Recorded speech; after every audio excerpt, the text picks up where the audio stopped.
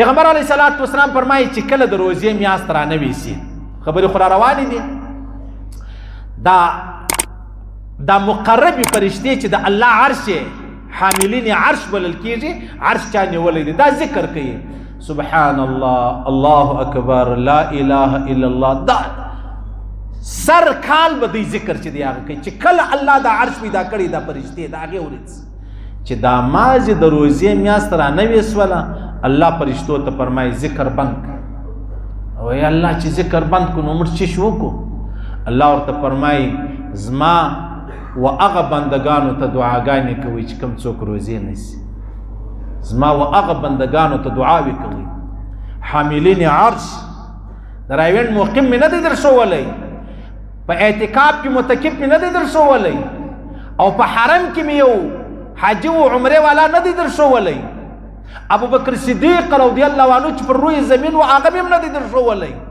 دا حاملین عرش دا تر ټولو غټې فرشتې دي مقربې بزرګې فرشتې دي هغو ته الله فرمایي بس ذکر بس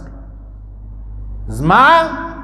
هغه بندگان د پیغمبر علیه السلام هغه امت چې هغه روزې نیسي هغو ته دعاګانې کوي هغه یا الله مغفرت یې وفرمایي یا الله رحم ورباندې وکړي یا الله حلاله ګوله ورکړي یا الله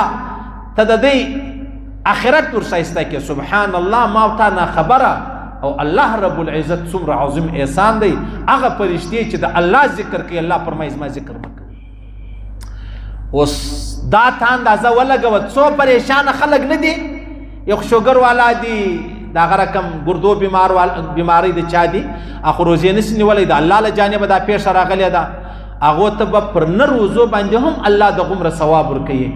ولې پیغمبر علیه الصلاة والسلام فرمایي چې کوم څوک بیمار سو پخوا یې روزې نیولې اوس روزې نسي نیولی اوس چې دی بیمار سو روزې نسي نیولی الله و فرشتو ته وفرمایي د ده په عملنامه کې روزې ولیکئ او یا الله ده خو روزې نه دي نیولې الله ورته وفرمایي ما بیماري ورباندې راوستلې ده که بیماري ما نه وی راوستلې د روزې نیولې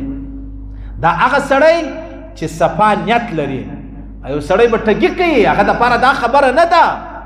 صحیح سلو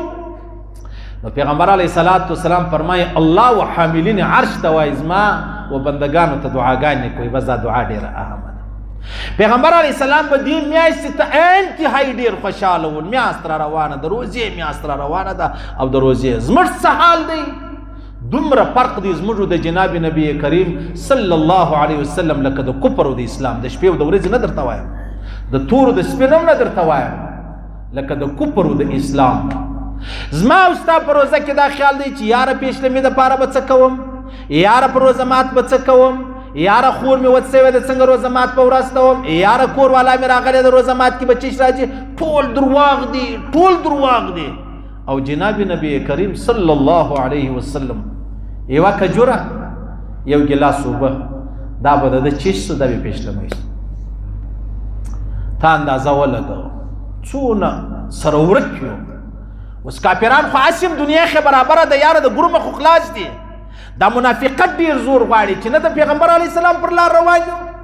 او نه د شیطان پر لار روان یو هغه زموږ دغه ژوند دی بس زه خوشحاله یم چې د روزې میاشت را روانه ده بس خوشحاله یم روزې په میاشت ته څه کوې عبادتونه کوې یا نو بیا د کاروبار والا بیا ژر ژر تراویح الله اکبر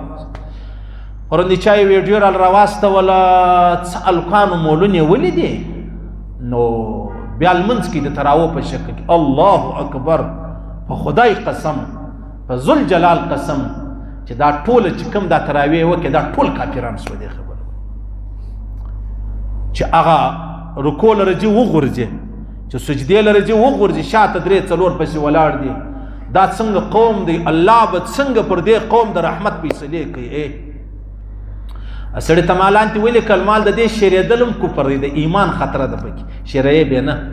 زموږ خو غم دا دی چې دا خبره دې ولیدله چا پر الله او پر رسول باندې بهتان ویلی و چا د الله او د رسول توهین کړی و چا د تراوو د قرآن د ویلو توهین کړی و زیاده سے زیاده شیر کرے الله دې جهنم ځای که زیاده سے زیاده شیر کرے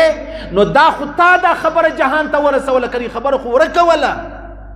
یو سړی پر چوک ودرېدی نعوذ بالله استغفر الله الله او رسول ته بد وویل ته راولاړ شو ویډیو دې جوړه که ګر جهان ته دې واستوي دې څه پیدا کوي پخوا دوه کسانو دا خبره اورېدلې وه وستا په لکو انسانانو دا خبره واورېده هغه خلک څه وکړي نو هغه یې نور پر مخ شي دا څه حال دی چې دی صحیح سلو